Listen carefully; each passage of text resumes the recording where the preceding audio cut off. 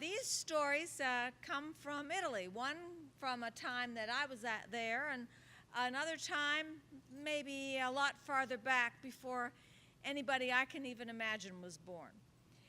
The first one is that one. Many, many years ago, let's say before there was an Italy actually, when there were all kinds of separate little kingdoms, there were two friends, Giorgio and Franco. Now, Giorgio ran an olive business. He was a wholesaler.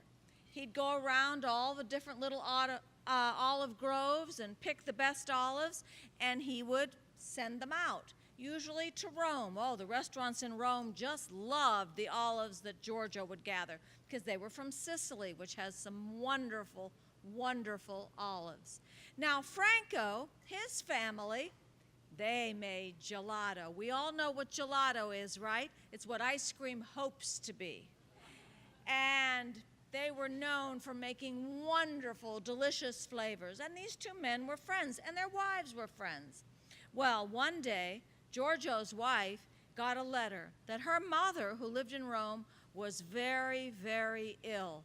And she said, we have to go. We have to go. I don't know how long we'll have to stay, but we have to take care of her too.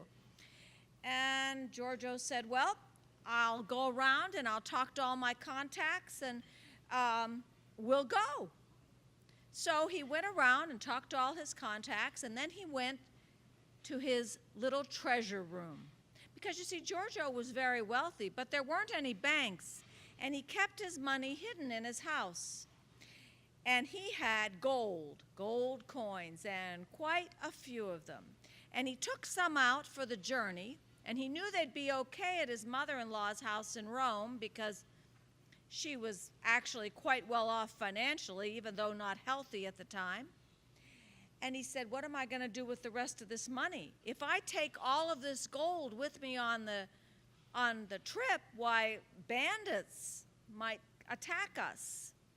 I know what I'll do. I'll hide it here. Oh, wait, bad thought. Our house is going to be empty for I don't know how long, so, aha, I'll hide it, and then I'll ask my friend Franco to keep it for me.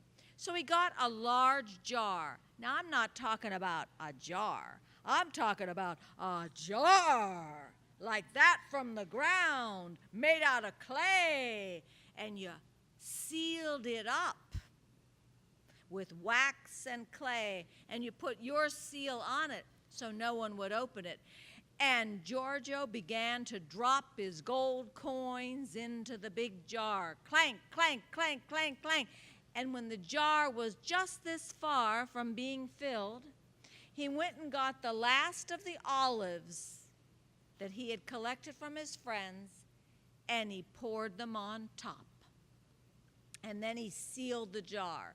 And with the help of a wagon, he dragged the jar over to Franco's. Franco, could you do me a favor? You know we have to leave and take care of my mother-in-law, so could you put this jar in a cool, dark place in your house? Sure, said Franco, anything for a friend. Whoa, that's some jar of olives. Oh, they're really good olives, said Giorgio. They're the best, the most valuable I have. Okay, and Franco put the jar away. Well, 1 month went by, 2 months, 3, 4, 5, a year. People weren't in the habit of writing long letters, any letters at all. Franco began to wonder what had happened to Giorgio. 2 years went by, 3. One night, in the middle of the night, Franco's wife woke up. I want olives! Could it be that she was pregnant? And hey, they had plenty of ice cream, and pickles, they're okay, but let me tell you, olives and artichokes are what you want when you're pregnant. I should know. So, Franco said, everything's closed, and you ate up all of the olives we had in the house. I need olives, she cried out. I know, said Franco. Giorgio's been gone for Oh, it's 4 years now, and he's probably not going to come back for those olives, so I'm going to open his jar of olives. He said they were the best olives he had, and I'll get you olives. Tap, tap, tap, tap, tap. Oh, yuck.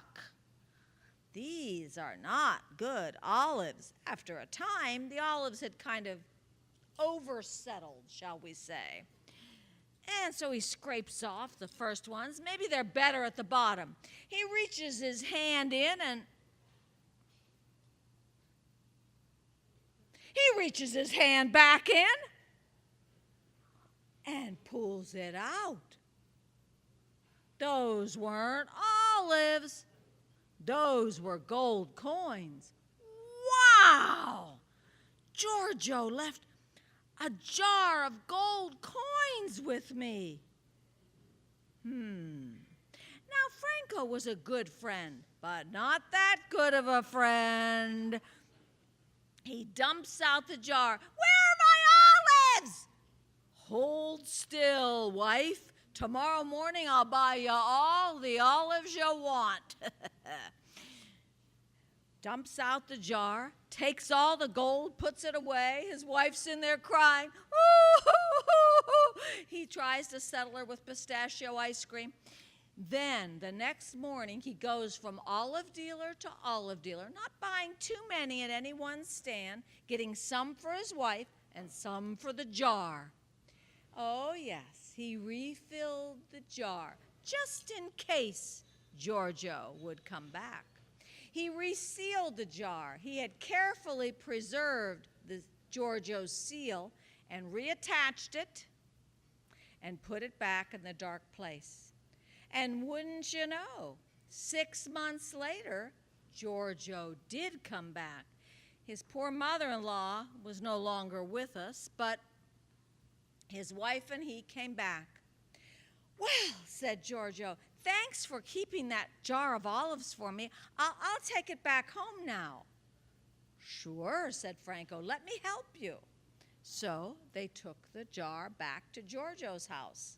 Late that night, Giorgio went down and crack, tap, tap, tap, tap. Oh, those olives still look really good. Taste good too. He reached his hand down into the jar, pulled up olives. He reached his hand back down into the jar, olives. He pulled out a sheet and dumped the jar, olives. The next morning he went over to Franco's house. Did you open that jar while I was gone, the jar of olives? No, why? Something in it that shouldn't be there? Olives, said Giorgio. Well, that's what you told me it was, said Franco. Why are you surprised that it's full of olives? Because it was really full of gold. Well, needless to say, they were not real friendly with each other after that, but Giorgio wasn't taking this sitting down. Oh, no. He went to the councilman and said, listen, I left Franco a jar of gold, and now I come home and it's a jar of olives. Well, did anybody see you put gold in that jar? No, said Giorgio. I did it late at night. Not even my wife actually saw me put them in there, the gold coins. But really, it was full of gold coins up to here. He brought the jar with him. And then it was olives on the top, and then I sealed it. Well, let me see the seal. Well, the seal kind of is still intact. I mean, it comes off easily, more easily than I thought it would. That's how he got away with it. Listen, said the councilman, there's nothing I can do. No one saw you. You said you left a jar of olives with Franco. Well, you come back and you have a jar of olives. What's to say? Giorgio was really upset. I'm taking this to the mayor. Well, the mayor heard the story, and he was supposed to rule on it the next day. Now, let me tell you this. Mayors are very political animals, and Giorgio and Franco both had large followings. They were businessmen in the community, wealthy businessmen. He didn't want to anger either one of them. How was he going to decide who was telling the truth?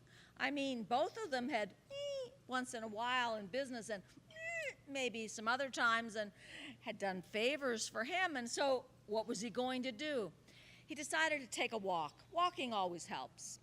And as he walked out, walking around at night, he came to the courtyard of the town by the main fountain, and there were a bunch of little kids playing. Well, of course, everybody in the town knew about Giorgio and Franco and the jar and the gold and the olives.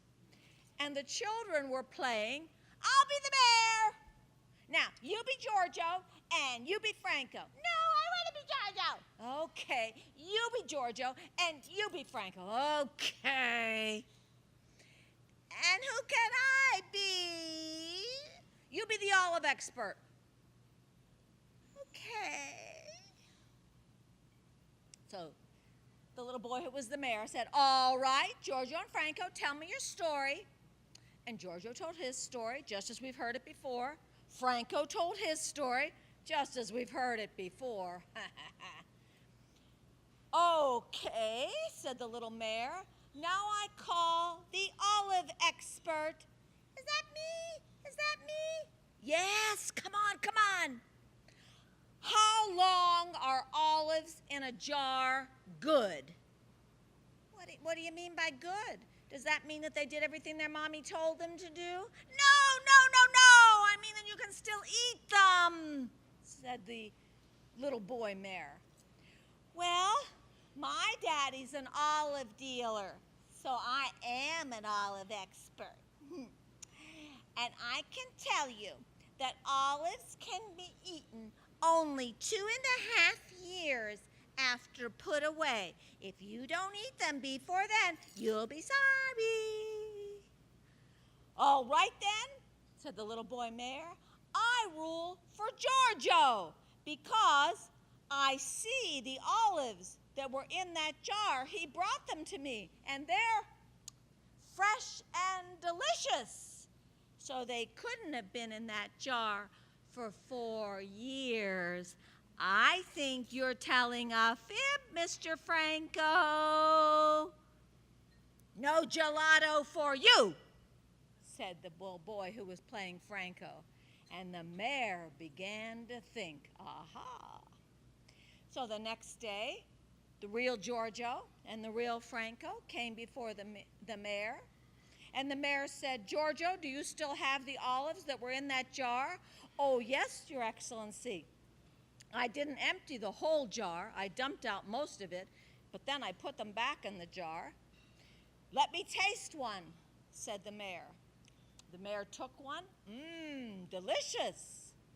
And then he called the little boy's father and said, I have an olive expert here. Taste that olive. Delicious. How long do you think it's been in that jar? Well, no more than 6 months. Aha! I rule for Giorgio. Franco, give him back his money. Oh. Franco had to give back the money because now the whole town surrounded his house. And I have to tell you, Franco moved his gelato shop to another town because after that, everybody examined every bit of change that they got from Franco to make sure he didn't short them. And the lines got so long that the ice cream began to melt.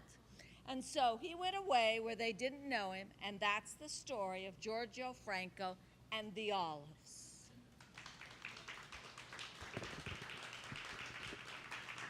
Now I have another story, and this one's real, sort of, and I've embellished a little. And I call it the bread of life. If you're Italian, you know that we like good bread. And if you're not, if you know any of us, you're finding out now. If you're meeting me, we like good bread. And by good bread, I mean bread that is crusty on the outside, dense on the inside. None of this flowery stuff, you know, you can just pick it out and it's soft and squishy. It's got to have body to it. And it's got to be good for you. No, it doesn't mean it's whole wheat. Trust me, it doesn't have to be whole wheat. But it's got to really be good. I mean, it's got to hold its own when you stick it in a bowl of sauce and scrape around. And delicious. Well, if you're in Italy, you'll know that there are stores devoted to selling bread. And so they're called panificio or panetterias. And they have a sign in the window a lot of times. It's like a secret code. It'll say 1600, which is, you know, European time for 4 o'clock in the afternoon. Albero Bello. Wow, what are they talking about these towns for? And what's the time mean? Well, I asked one day while we were walking around in Taormina in Sicily. I said, what's that mean? He said, well, that's when they bring the special bread in that's made in that little town outside of town. And they bring it in every day at 4 o'clock, and people will be lining up for it because that bread has the reputation for being the best in the area. And I mean, I thought the bread they were already selling was really terrific. I mean, I live in a land of, you know, Wonder Bread.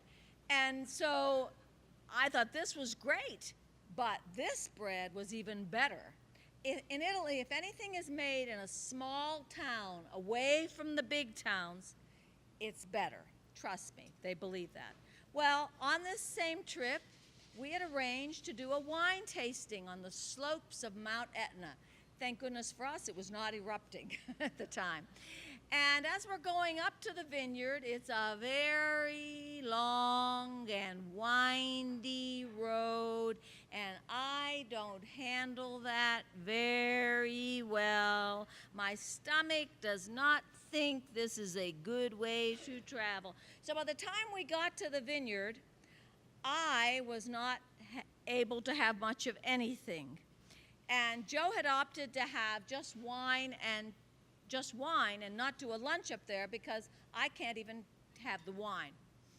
So we went to they took us to a back area, which was a beautiful balcony porch thing overlooking all these vineyards and Mount Etna. And oh, let me tell you, it was spectacular. And this young man, Nunzio, is assigned to take care of me because I'm not doing real well. And he says, listen, Signora, he says, I'll bring you some fizzy water and bread. Oh, that's wonderful. I said, bread, you know, I'll be able to eat a little of that, and fizzy water will settle my stomach, and this is good. So I took a few sips of mineral water, and then this bread. Wow, it was amazing. It was yellow. It had been made like gold. It had been made with semolina flour. And I said, wow, Nunzio, this bread is really great. And he said, oh, Signora, that is the bread from lingua glossa. Whoa, gift of tongues. I mean, that's what it means if you've studied history and anything. And I said, lingua glossa? He said, yes. He said, that's my hometown. He said, let me tell you, Signora, this bread is so wonderful, I can't live without it.